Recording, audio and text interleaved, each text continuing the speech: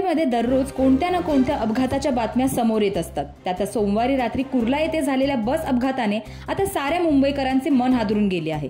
या घटनेच्या दुसऱ्याच दिवशी आता अंधेरी पश्चिमच्या ओशिवरा परिसरात बस चालकाकडून वाईन शॉपवर बस थांबून दारू घेतानाचा व्हिडिओ मनसे वर्सोवा विधानसभा विभाग अध्यक्ष संदेश देसाई यांनी शेअर करत आपली संतप्त प्रतिक्रिया दिली आहे।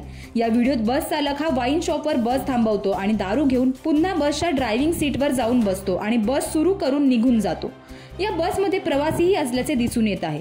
यावर मनसे वर्सोवा विधानसभा विभाग अध्यक्ष संदेश देसाई यांनी काय प्रतिक्रिया दिली आहे ते आधी आपण पाहूयात।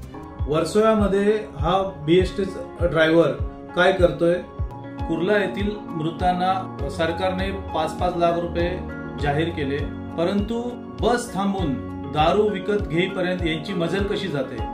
प्रशासन याच्यावर काय कारवाई करणार याचं उत्तर प्रशासनाने द्यावं। जय हिंद, जय महाराष्ट्र। जसं की तुम्ही ऐकलत, संदेश देसाई यांनी हा व्हिडिओ शेअर करत अनेक प्रश्न निर्माण केले आहेत। बेस्ट बस चालकांवर बेस्ट प्रशासनाचं नियंत्रण आहे का?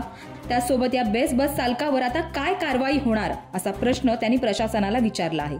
सरकार मात्र अपघातग्रस्तांना मदत जाहीर करतंय, पण ज्या बस चालकांमुळे या घटना घडतात त्यांच्यावर काय कारवाई करणार या प्रश्नाचे उत्तर आता सर्वच मुंबईकरांना हवे आहे। कारण लाखो मुंबईकर बेस्टच्या भरोशावर दररोज प्रवास करत असतात। बस चालकाची जबाबदारी असते प्रवाशांना सुखरूप त्यांच्या ठिकाणी पोहोचवणे, पण बस चालकांच्या अशा वर्तवणुकीतून आता बसने प्रवास करणे खरंच सुरक्षित आहे का हा प्रश्न सध्या सर्वच प्रवाशांना उद्भवत आहे। यावर तुमचं काय मत आहे ते आम्हाला कमेंट करून नक्की कळवा आणि अशाच व्हिडिओसाठी पाहत राहा MB लाईव्ह मराठी।